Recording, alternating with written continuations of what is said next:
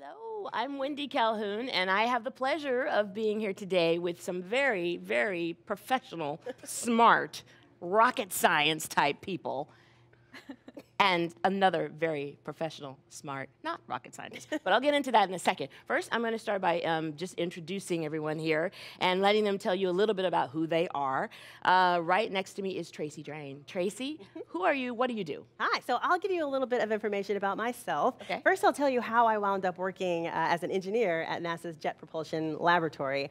You can probably see on the screen there's me and my mom, who I love a lot. I was a mommy's girl growing up, and she bought me some really cool books called the Childcraft books that let me see how scientists thought the solar system was formed, and I thought that was pretty cool. People could figure that out. And she was also always interested in Star Wars, Star Trek. There's a couple of my favorite characters on the screen. So there was an undercurrent of science fiction in my life from a very young age. I graduated, I played in the band, big nerd, hi, from math and science and also music, and decided to go to the University of Kentucky to study mechanical engineering. I always wanted to work for NASA someday, but I wanted to have a nice, like, broad foundation in engineering, and maybe I could end up building spacecraft or something like that. While I was there, I had an opportunity to work at the NASA Langley Research Center. I had never heard about the whole Hidden Figures story, so learning about that later was pretty fantastic for me. And then I got my master's degree in mechanical engineering at Georgia Tech, and the Jet Propulsion Laboratory came to a career fair, and they hired me right out of grad school. So I've been at the lab since 2000. And since I've been there, if we'll go to the next slide, I've had an opportunity to work on 3 different flight projects while I was there. The Mars Reconnaissance Orbiter, which launched in 2005 and has been orbiting the red planet ever since. So I learned a lot about how to do systems engineering. Maybe we can talk about that later during that project. And then I spent 2 years on the Kepler project, which is finding other planets outside our solar system in the Milky Way galaxy. And for the last, gosh, it's been almost 8 years now, I've spent that time on the Juno project. And on Juno, we have been able to get some really phenomenal images of the planet. The scientists are studying the magnetic field, they're studying the atmosphere, and here's a couple of the really amazing images we've seen of Jupiter. People are probably very used to looking at Jupiter. You see the great red spot, you see all those tan and orange and yellow bands around the equator.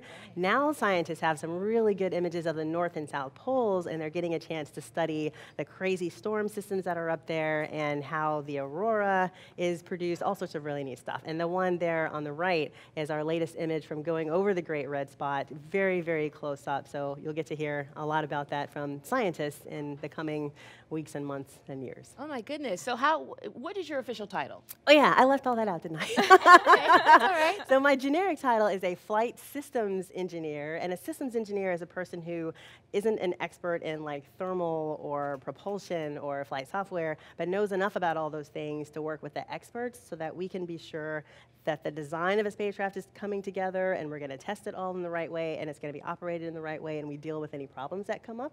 Right now, I am the deputy chief engineer for the Juno mission. Wow, and that's at NASA JPL. That's at NASA JPL. That's My right. goodness. So the person here, Mr. Kevin Hand, now you're also at NASA JPL, am I right? That's right, Wendy. But you have a different story. What's your story? Different. So I'm a scientist, and Danielle and Tracy and I know each other well, as you and I know each other from past events.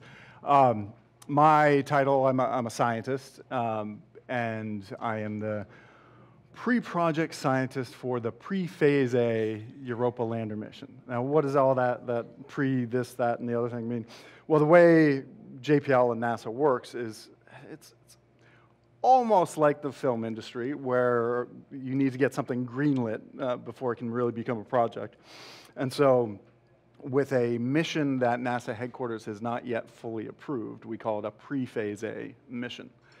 Once you get greenlit, you go into phase A.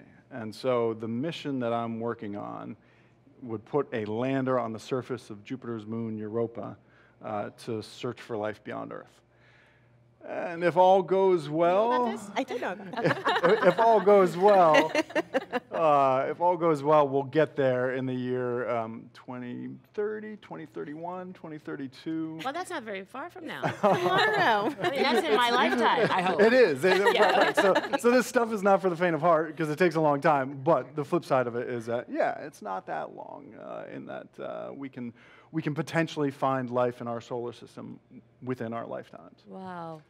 So zooming back a little bit, we were talking the other day about sort of origin stories, and origin stories are big in comic books and things like that. And Tracy shared her origin story. Here's my origin story. Origin. Wow. I think you can see this picture of me as a little kid. You look like a Yes. mini I had a patch over one of my eyes for much of my childhood, along with wearing those super thick glasses. At the same time? Yeah, patch over an eye, super asthmatic, inhalers. Part of what I love about this Kids, picture. it works out okay. It works out okay. It's all good. But even looking at this picture, even with those glasses, I'm still a little bit cross-eyed. I grew up in Vermont, the beautiful mountains there, and it was the night sky of Vermont that I attribute to a lot of my fascination with the stars and the aliens. And so at JPL, I run a lab. We do science experiments, and I get to do some field work. I get to use telescopes. I get to go to interesting places on Earth to study life in extreme environments on Earth, and we use those life forms as a bridge to potentially habitable worlds beyond Earth. Places like what? Where do you go? Well, in this picture, so there's Antarctica on the far right, the Arctic on the far left, where I'm sticking my hand down into a lake. You don't have gloves on? Are they? No, it is chilly there.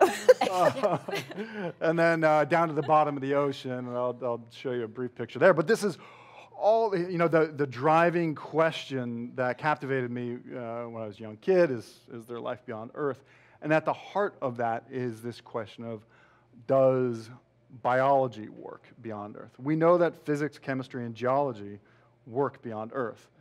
But when you think about that fourth fundamental science, this phenomenon of biology and life, the stuff that we are, we don't yet know whether or not biology works beyond Earth. We've got every reason to predict and expect that it should and could, but we don't know if the origin of life is easy or hard and whether life arises wherever the conditions are right or not. Wow. But we can do that experiment, and hopefully within the next couple of decades we'll get that experiment done. And so Earth, here's a picture I took from the bottom of our ocean. This is 3.6 kilometers down in the Atlantic, and what you're looking at are hydrothermal vents.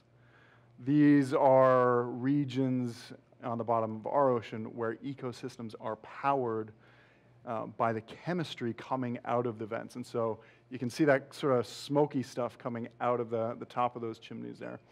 Microbes are eating the chemistry that's in that fluid, and then the shrimp and other things that are around those chimneys. That chimney, so you see the robotic arm in the foreground. Right. The expanse of those chimneys there is about, let's call it 30 to 50 feet side to side, and the full stack is 100 or so feet high. Wow.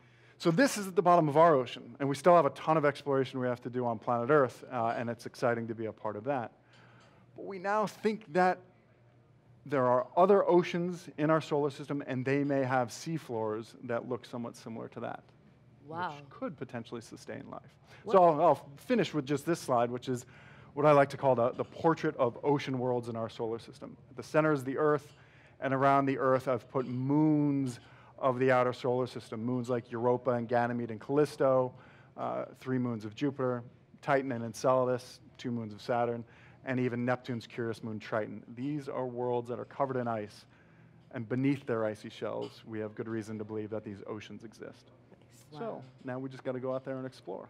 Is that the fact that the oceans exist? Is that lead you to the theory that there could be life there? Well, exactly. So the canary in the coal mine for searching for life elsewhere is that wherever you find liquid water on Earth, you generally find life. So let's go to the places where liquid water exists today, and we can potentially find life in these places. And each of these moons, we have good reason to predict harbors a liquid water ocean. Wow. And they're there today. That's amazing. This all started when you were in Vermont, looking up at the sky. Well, that all started with Galileo. Well, I mean, your drive, your personal drive was as a boy, seeing the stars above you, and it made you wonder. Captivated, Yeah. reading Carl Sagan's books and having a great science teacher who got us outside, building things and just nurturing our curiosity. And I'm sorry if you said it, but I do want to know, how long have you been at JPL? So I was hired there officially in 2007, but I also did a fair amount of my PhD there. Oh, fantastic. So I've been working there since 2002. So you are Dr. Hand. That's right. Right on. Now, I've got another one of your colleagues here, Danielle Newting, right? Yes. Tell me about you and what you do. So I am also a system engineer like Tracy, but depending on the day, it depends on what kind of system engineer I am. And I'm also a planetary scientist like Kevin, but that has lately become more of a hobby. So science is now my hobby. I'm doing full-time system engineering. I work on the flight system, and I also work on an instrument called Sherlock on the Mars 2020 rover. Wow. Yeah. Fantastic. We've got some. Oh, awesome. photos So I to put show. some fun slides together. So I actually grew up in a really small town in Yuma, Colorado. It's actually the heart of who I am. So I did dance team there. I'm still a dancer now. I showed steers and fair. 4-H was a huge thing there. And it really teaches you about hard work.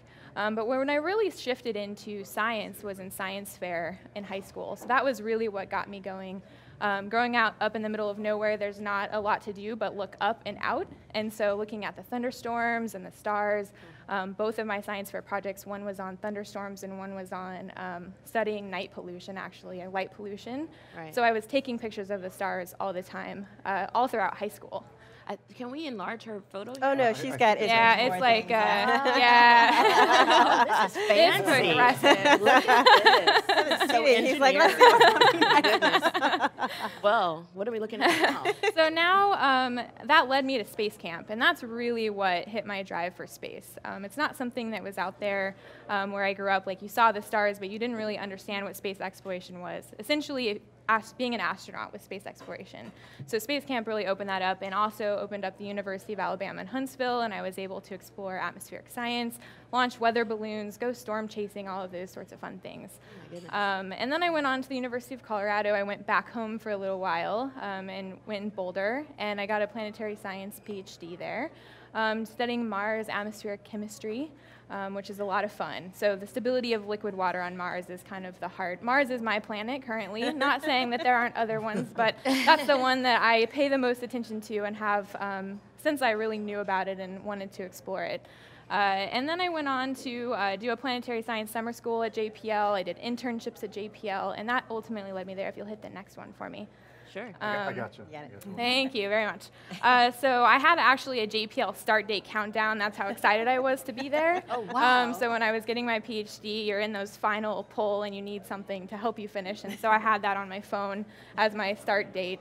And in the bottom there are my lovely parents. They are the root of me. They are amazing people. And we're with Maggie in the background, which is, you can just see the head of what is known as Curiosity, or Maggie, her engineering model at the Mars Yard at JPL. Wow. And then my interns, they're from last summer, were out there doing field testing in the Mars Yard. So that's kind of my path to where I am today. That's fantastic. So if you hit the next one for me, great. So now I've worked at JPL for about 3 years. I worked on 2 main missions, InSight and the Mars 2020 rover. So InSight is launching soon, and it's studying the interior structure of Mars. So we don't actually have a good understanding of what it looks like. We know what the Earth's interior looks like, but we have limited knowledge about what's inside of the Mars. And so InSight's going there to find out. It has a seismometer, just like we measure earthquakes here. We plan to look for things called Mars quakes, hopefully. If there are any there, we will be measuring them. And then the Mars 2020 rover is almost like a replica, but with a whole new science package and a few souped up things. We have new wheels, stuff like that, fun things. And it has a new science objective as well. So it's going after more astrobiology and human exploration, which we can talk about a little bit more later. And these are just some fun pictures of me. I'm kind of the goof in my team. I always bring what I call the happiness to the group.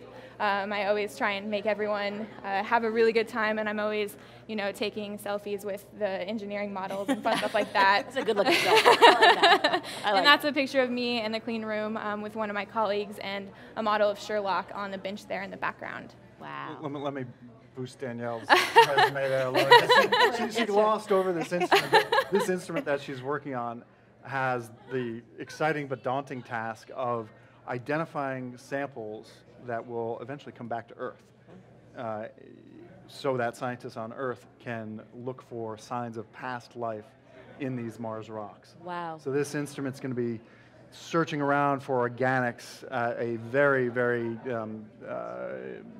low detection limit. In other words, not many organics in the rocks. This instrument needs to be able to see them. And so, it's a very important instrument.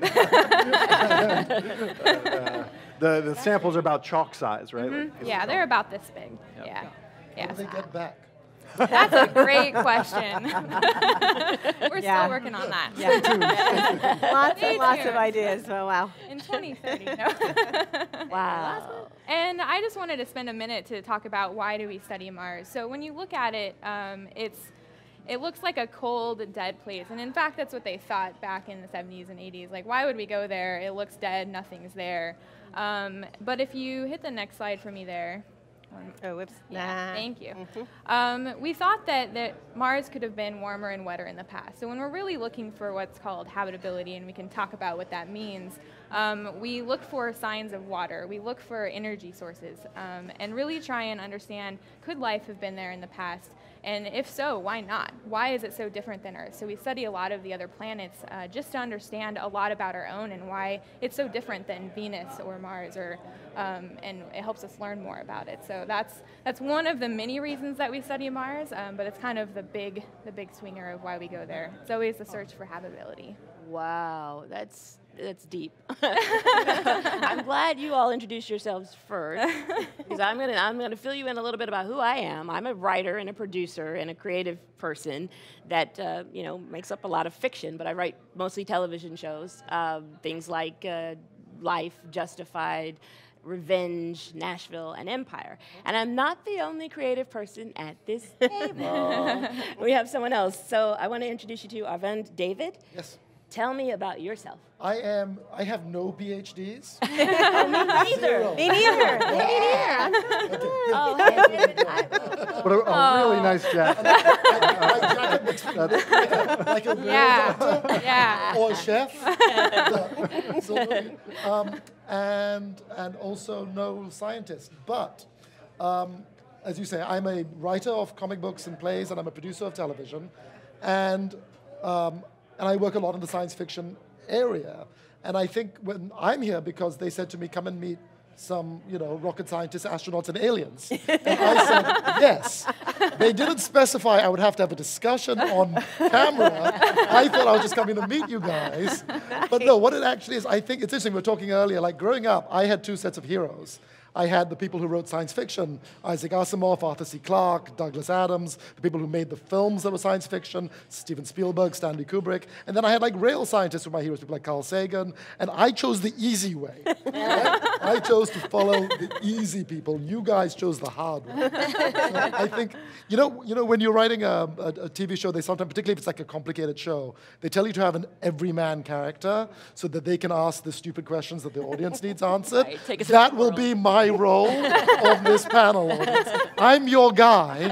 I will ask the stupid questions. Well, okay, I'll chime in. I'll help you ask stupid questions. Sorry. So what are some of the surprising things you've learned on some of these missions, some of these different tasks you've been doing? Has there been anything that's jumped out at you where you thought, oh, that was not part of the theory at all? I can take a stab at that one. Well, so this is an engineer's standpoint, right? So I'm interested in the science. I love the science. That's why I want to be an engineer helping to do these things. Yeah. But I'm not a scientist, so I apologize if I mess any of this. But the thing for me, like if you or anyone watching saw the images that Cassini sent back of Saturn that had that crazy hexagon on one of the poles. To me, that's it. If someone was writing a movie about Saturn saying that there were aliens there who were messing with it, and they put that on screen, you'd be like, oh, that's ridiculous. No, it would never look like that. But there's something there that's really stranger than fiction. And for me, when we got our first images of Jupiter, and you could see a central cyclone with like 5 equally spaced storms around one pole and 8 equally spaced storms around the South Pole, it's like, holy cow, that's crazy. So to me, we're always able to see things in the images that we get back or the data we get back in the science that's just super surprising that you couldn't have said in advance it's going to look like that. Wow. Wait, I just want to back up a second. So you're an engineer, they're scientists. She's an engineer and a scientist. She's like, I have identity. Oh, you're a hybrid. Yes, I'm a hybrid. What's the philosophical distinction between engineer and scientist? That's a fun One- question. Oh, boy. Scientists, in a nutshell. scientists ask questions, engineers answer them. I've read a lot of things about this, but Tracy, do you want to go first? well, let's see if you guys agree. Like, we'll have the engineer answer, and then we'll fight over it. So I think that scientists are trying to answer fundamental questions about the world and how it works. So they're always the why is the sky blue? How, that kind of thing. How does the sun work kind of stuff. And engineers take what we already know about science, like physics, in order to build devices and things to go help them get more data to answer more fundamental questions. That's what I see. Oh. And to tell them, you can't have everything, our spacecraft can't do everything. It's just like, Well, since you have a foot in both worlds. Yeah, so what actually happens is that although really great things come out of scientists and engineers, they tend to butt heads a lot in their way of thinking. Really? So when you have a big picture thinker, I like to say scientists like to do all of the things, right? And engineers are like, wait, what thing do you want me to do? Like, give me a thing to do and I'll go do that. But finding that communication in between the two is really what I've worked for. I noticed it when I interned at JPL for the first time, and we had a really strong-headed scientist and a really strong-headed engineer and program manager. And when you think of doing all of the things, you see the budget going up, and it's harder to test, and it's harder to design, and you kind of like set loose on this cycle. And so I wanted to find a way where I can get enough experience in both worlds to maybe find that bridge and mind that gap so we can get better things out of both sides. It's been a fun adventure. I'm not there yet. I'm still working on it. I'm curious, have you ever written any characters that was a scientist and engineer and had them butt heads? Because it seems like you're perfect for it. I mean, it's also, doesn't it sound just so terrifyingly similar to making a TV show? Yes. With the creator, and then you got the crew, and they go, no, you cannot have a purple monster. No. But I can imagine one.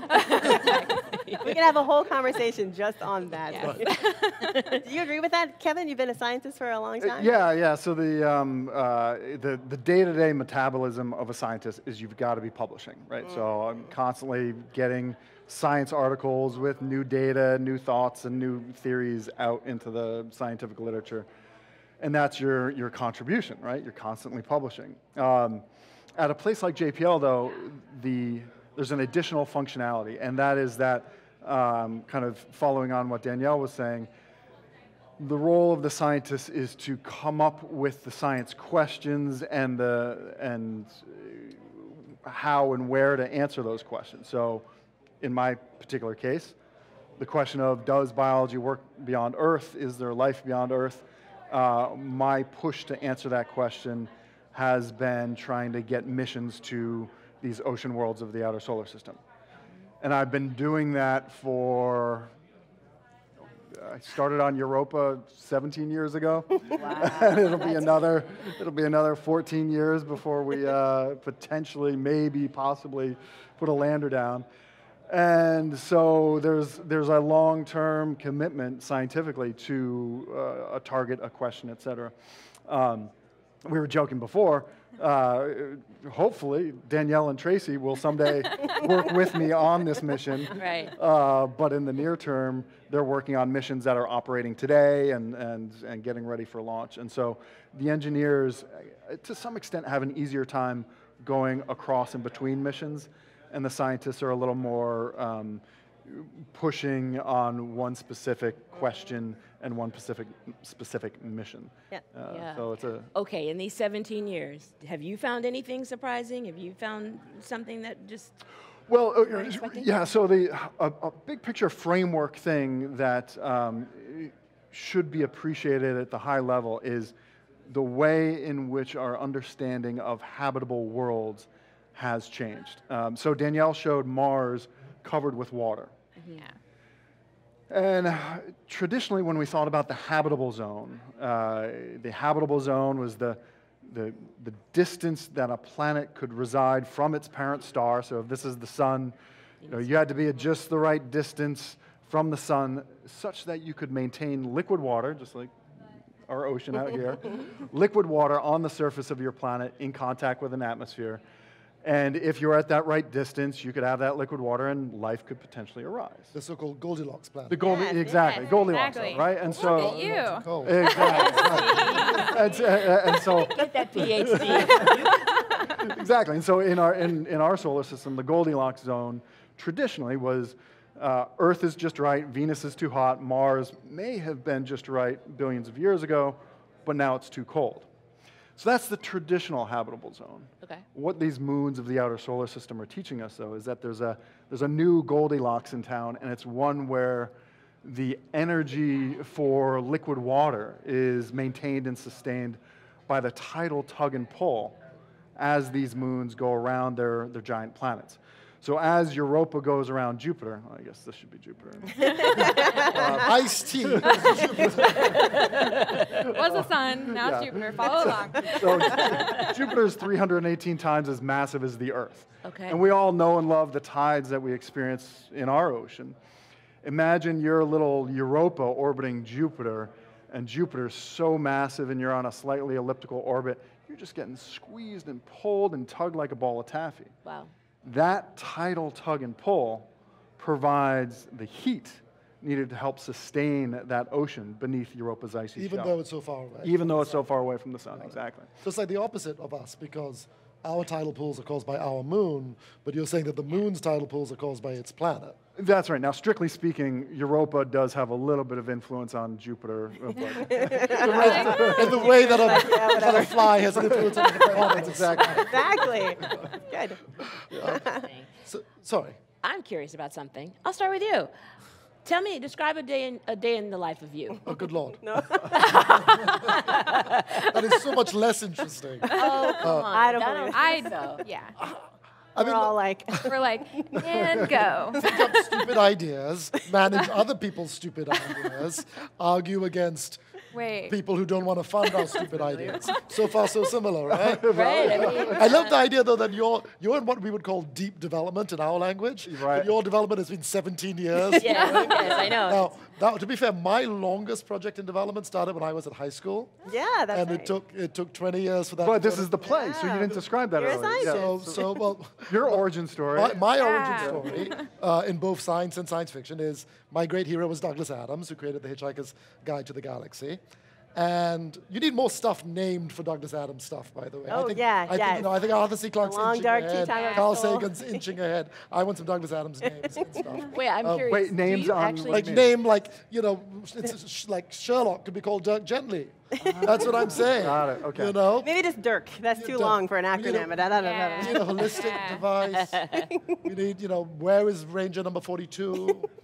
Babelfish. Babelfish we got. We got that. Anyway, so I adapted one of Douglas's novels, Dirk Gently, as my high school play 22 years ago. And last year, we got to make it into a TV show, which is on BBC American, stars Elijah Wood. So that's my deep development. So, Congratulations. Thank Yeah. you. Yeah, Thank it you. takes commitment. Awesome. It takes Yeah. commitment. Did you Same. find? Did you find life in that? I did. So can I ask a Tears question are coming down about finding life?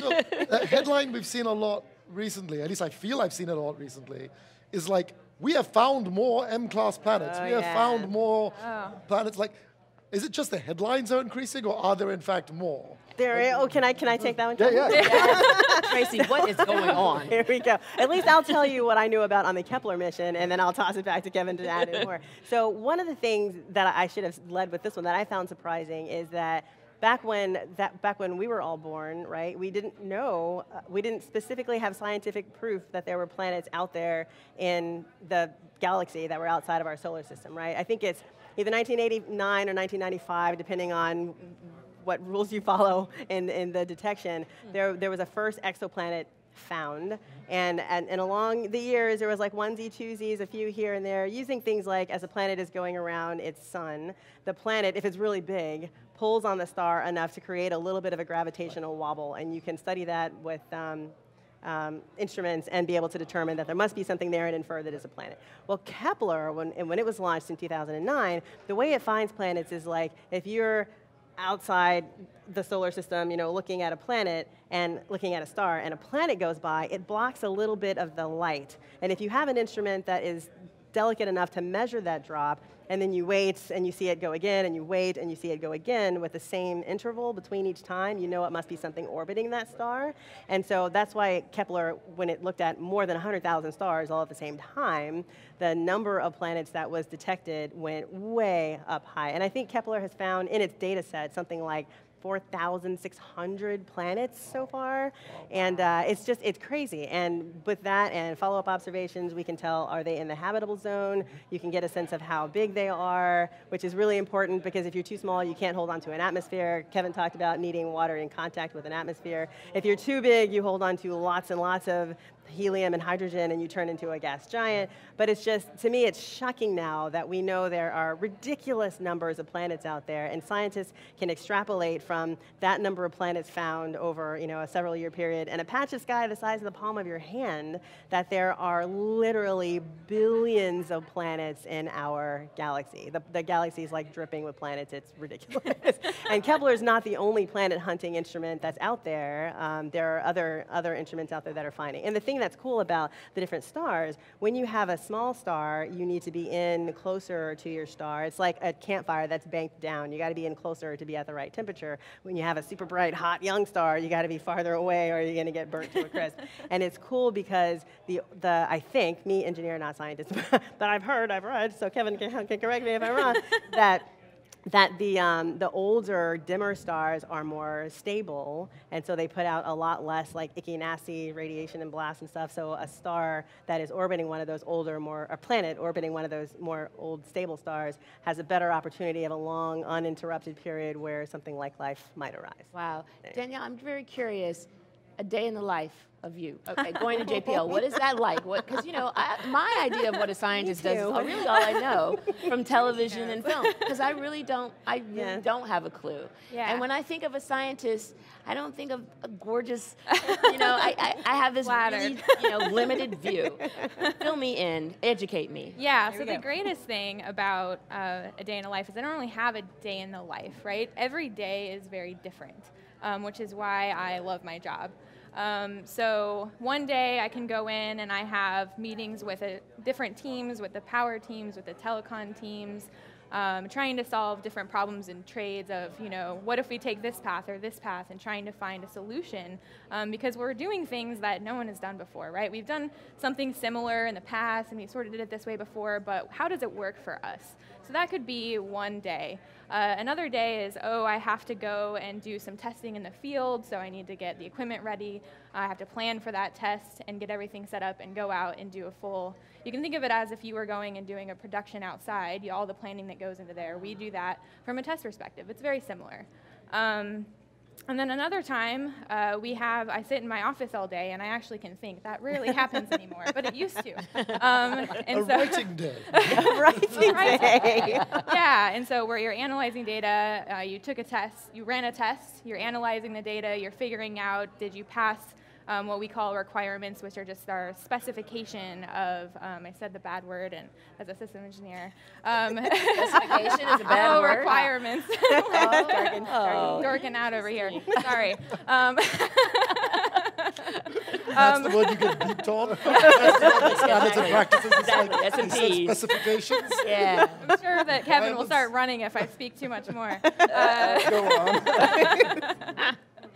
But essentially, it's what we use to design our spacecraft or instruments to say, this is what we need to do, and this is how we need to do it. And we run tests to define that. So eventually, we have to analyze it and test it and make sure that that's happening. So every day is very different, which is amazing for me. It really works with my personality, and I love it. So yeah. All right, let's cross worlds here for a second. Yeah. what do you like in science fiction movies? What inspires you? Or did any science fiction movie really kind of get something going in your theories in those 17 years? Has art ever influenced you? Don't you know you're not supposed to land on Europa? Then we can go vice versa. Yeah, looking at me. Sure, Kevin. So yeah, when growing up that little boy in Vermont, I saw E.T. at a young age and desperately wanted to get beamed up. Stole my line. They had this forest behind the house, perfect place for E.T.'s spacecraft to land. Oh, that's awesome. My mom knitted a little E.T. outfit. Oh my Halloween, God. which I think it's still somewhere in the house. But, yeah, the science fiction and the stories, Douglas Adams' books are fantastic. An important point of clarification with 2001. Oh boy. Yes. You've been waiting to get this one off your chest. You've been waiting Well, because I deal with it all the time. People are like, didn't you read 2001? It says attempt no landings here. 2001, Arthur C. Clarke wrote, and the moon in that book is Iapetus, which is the moon of Saturn. Oh. Stanley Kubrick Moved it. somehow had the prescience to move it to Europa around Jupiter. And then when 2010 was written, that was when we got that was just after the Voyager images were back, and we had images of Europa and the moons of Jupiter. And so Arthur C. Clarke was like, "Oh, well, Stanley, you got it right. Let's let's make the next book about Europa." And in the books, the Chinese space program, they land on Europa first, and they discover life, and then that life kills them. But at least they made the discovery. They made it, right? Right. Well, did they get the data back? That's Yeah. the question. Long way. Clarke was a pretty good scientist. Oh, he was Yeah. great. Yeah. I mean, Clarke held the patent for the first geostationary satellite. Yes. He figured out the space elevator. He That's right. He could have been a Up there. scientist. Yes. Absolutely. Engineer. He's Engineer, fine. sorry. Sounds like you've done a lot of research here. This is just a misspent youth, or Mr. well-spent David. youth, possibly. Misspent, really? It's I hard mean, to because you were really into this, I right? really was. I mean, genuinely, I had that moment where I thought, I was a science major, and I thought, should I go that route? But no, there were more girls doing arts. I don't. Clearly, that has changed. Break it down. But no, I think the truth is my math was never quite good enough. I stuck it out in higher math mainly because of Beatrix Lure and her green-blue eyes. I stuck it out a whole extra semester in higher math, but Amazing where you can find motivation, Inspiration, right? You right? know? Absolutely right. it wasn't worth it. But my God, the great, I mean, again, as a layperson, but who has kept up with science, it's starting to feel with these planets and the things you guys are doing, it's starting to feel like not a pipe dream anymore. It's starting to Yeah. feel like, Yeah. And that's exactly, Tracy and I were just talking about that on the way here, actually, of what is it about science fiction that we love so much. And I love it because eventually it seems like maybe that can be the future, right? So there's some aspect to it that it can become real. And if you give it enough time, then maybe what seems like science fiction now is actually lives in some realm of reality. I mean, so much of it. You look at a 1960s or 1970s episode of anything. Look at Star Trek. We Yeah. have Yes. communicators. Yes. We have, Yeah. what do you call these things? Tricorders. Tricorders. We do. We have tricorders. We have voice-activated computers all Yeah. around us. Google Talk to us Translate with on your Google phone. Translate on our Wow. phone. It's an incredible, I mean, we use them for less interesting things, Right. like, translations to our gardeners and How to say bad words. ordering badly in Italian restaurants. But we have them. Right? You know, it's interesting because one of the things I really think about is some of the fear that's probably in a lot of humanity about finding life somewhere else. And when you do, how do you bring that message to the world? Yeah. I mean, is that something that you ever have discussions about? Are there ethics moments at JPL? Oh yeah. No, but there's a whole sort of philosophical aspect of astrobiology and the search for life elsewhere, and it's one that priests and theologians are engaged in. And I should clarify, for the most part, when we talk about the search for life in our solar system, we're talking about searching for the tiniest of little microbes. Oftentimes when people talk about the philosophical aspects of finding life elsewhere, they're referring to making contact with E.T. E.T. Right. So He was here on the bike. You know. yeah, and so those are two very distinct philosophical branches. So I'll deal with the ET one, and maybe we'll have time for the microbe one. Part of my own fascination with the search for life elsewhere was rooted in that philosophical, what is it all about? And basically, in my reading, I was like, well, okay, if there are civilizations that have been around for billions of years longer than we have, they ought to have some good answers. and so I want to make contact with these civilizations, see what their art and what their philosophy, what do they think of God? What are their thoughts on these big picture questions? They could have really nice green eyes too. I'm just saying. That's true. We don't know. Motivation's still there. They're really nice green appendages. They may have eyes. Like these things. But so with the ET, there is, what would their philosophy be? What would their religion be? What would their answer to these fundamental questions be? Or would they be as curious as we are about our answers to those same questions? Right. Now, microbes, Yeah. not quite the same. Hey, what do you think? What do you think? Not going to get that. But if we do find even the simplest of microbe elsewhere in the solar system, that at least serves as an example of a second origin of life, and that would give us some confidence that life arises wherever the conditions are right, and we might then someday find a technologically advanced civilization out there. And I think if there is a civilization out there, they most likely know we're here, and we could well make contact within the next few decades. I just think all of this is so deep. I just like it's okay. I was just like, I can't wait. We're going to have some really fun conversations over drinks later, because I tend to be, not a scientist, but I tend to be one of those more pessimistic people, because the more I learn about the sheer distances between the planets and just the sheer timescales we're talking about, the more it seems likely to me that there is life in microbial form or something out there somewhere really super crazy far away.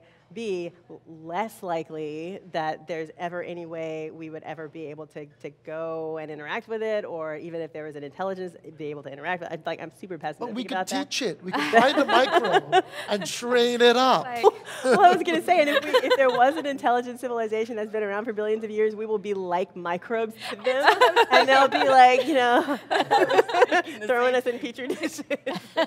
No, wait a minute. I happened to overhear earlier that you're a Star Trek fan. You did. Yes. I am. Yes, and you're very excited about being Oh, here at gosh. Comic-Con. Yes. Tell me about how the entertainment industry has influenced you. Oh gosh, so I think, and a lot of the engineers and scientists that I talk to, we grew up on Star Wars and Star Trek and Battlestar Galactica and all of that stuff, and you want to be beamed up, you want that to be real so bad, and that it becomes exciting to know what tiny little bit you can do to help further humanity towards that, right? To make communicators and to make anything that is going to be sort of like the future. So I was such a giant nerd because I would love watching all of that and just reading constantly. Isaac Asimov, Arthur C. Clarke, Robert Heinlein, all of those read like 1,200 times. So huge influence for me. And my brother and my mom and.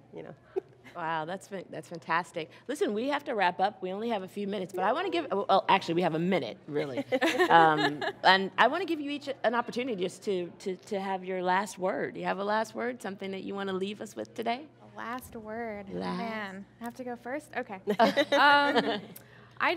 I'm so happy to be here. Actually, my last word is I cannot believe that this is my life and that this is what I get to work on and contribute to and be here with my colleagues. It's fantastic, and it's great to meet both of you. Coming from a very small town, I could have never dreamed that I would be sitting here at Comic-Con in San Diego right now. I mean, it's incredible. And the fact that we all get a chance to work on something that is so unique that people are not doing, that every day I'm trying to solve problems that no one has ever solved before. It's just really inspiring to be here. This is why I do what I do. It's fantastic. Yeah. Nice. Last word? Still not a scientist, but closer. Yeah, Thank you did really well. Very impressed. Tracy, Last word, I love engineering the future, and I hope more people get a chance to go and explore that in whatever way they can. Yeah. Kevin? I'll just say thanks to all who are watching, and if you know, part of what's exciting about the next couple of decades is that we can actually get some of this sci-fi work done. Yeah. And at JPL and within NASA, you know, if you like what we're all trying to do, just keep on helping out however you can, because it's not going to happen without public support. Yeah. Right. I mean, my last word is I'm always amazed at how close art and science really are. Yeah. How Yeah. interchangeable they are, how one inspires the other. And, you know, without the work you do, the work that you do would not be the same, Yeah. you know, Yeah. and vice versa. You know, and then I'll just keep writing soaps. But, but the idea, I actually, in soap work, I think what I think about is character, and I think about the characters that I'm able to bring to the screen, and I think about the fact that when I'm able to write an engineer, she could very much be you. And when I'm ready to write a scientist, she could be you. You know, and when I'm ready to write someone who's bringing their dream to the screen, it could be you, you know? I want to be a scientist. You still can. Let's talk. Do I get to be an alien at least? Yeah, come I think alien, so. E.T. I was Beam I up. was saving the best for last. When I think of E.T., it could be you. No. And I think it's really important that the entertainment industry is inspiring us. You've all heard us Yeah. say, like, that's how we knew that that's what we wanted to do. And that's really important. So keep writing, keep dreaming, and getting it out there so kids and young adults can know that this is a path for them. Absolutely. Thanks, everybody. Hope you had fun. I sure did.